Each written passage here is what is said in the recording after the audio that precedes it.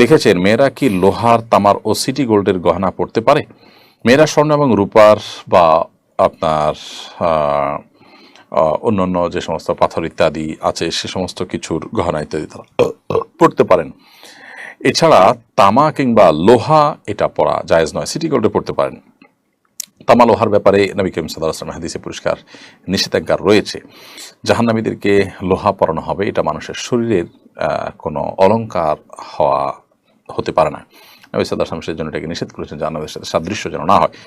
আর তামার ক্ষেত্রেও হাদিসে নিষেধাজ্ঞা রয়েছে, যার কারণে তামা লোহা এগুলো আমরা ব্যবহার করব না। তবে আমাদের বোনরা সিটি গোল্ড, এমনি সাধারণ স্বর্ণ বা রূপা বা অন্যান্য যে সমস্ত মূল্যবান ধাতব আছে এই লোহা এবং তামা এগুলোর বাইরে সেগুলো পড়তে পারেন।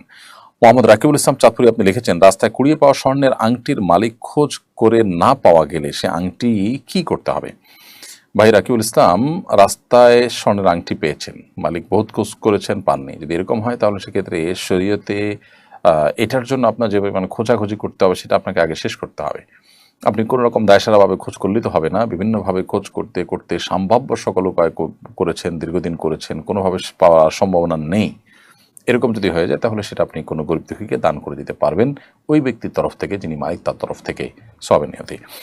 আব্দুর রাজাক আপনি লিখেছেন, বর্তমান শিক্ষা কারিকুলামের সমালোচনা করে সোশ্যাল মিডিয়া লেখালেখি করায় কিশোরগঞ্জের এক কলেজ শিক্ষকের পদ অবনমন করা হয়েছে। ডিজিটাল সিকিউরিটি অ্যাক্টে মামলা সহ বিভিন্ন খড়গ নেমে এসেছে তার উপর, বিষয়টা কিভাবে দেখেছেন? ভাই আব্দুর রাজাক, আইনে কি আছে আমি জানি না, আইনের প্রতি শ্রদ্ধা রেখেই বলছি আমি।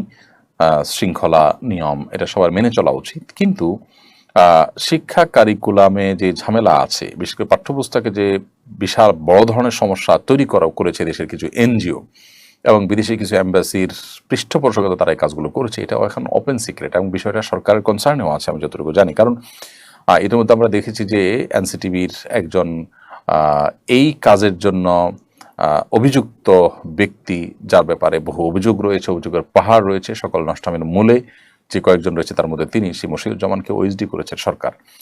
ঠিক এই দিকে একদিকে যখন সরকার এ বিষয়ে পদক্ষেপ নিচ্ছে এবং বিষয়টাকে, এই সমালোচনাটাকে সরকার ইতিবাচকভাবে দেখছে এবং সরকারের ভাবমূর্তি নষ্ট করার জন্য একটা চক্রটি কাজ করেছে, অপরদিকে আবার এটির সমালোচনাকারী একজন শিক্ষকের পদ অবনমন, তার বিরুদ্ধে নানা রকম ব্যবস্থা গ্রহণ, এটা আসলে কখনোই সঙ্গতিপূর্ণ হতে পারে না। বিধায় যারা এই কাজটি করছেন এরা সেই মশিউজ্জামানের মতো অতি উৎসাহী কিনা, তারা তাদের ব্যাপারটি আমার মনে খতিয়ে দেখা দরকার এবং এই ভদ্রলোকের পাশে আমাদের প্রত্যেকটা মানুষের দাঁড়ানো দরকার। সমাজে অন্যায় অনাচারের বিরুদ্ধে যথা নিয়ম মেনে সৌন্দর্যের সাথে সমালোচনা করবে, এটাই তো স্বাভাবিক এবং সেটিকে সাদরে গ্রহণ করা দরকার।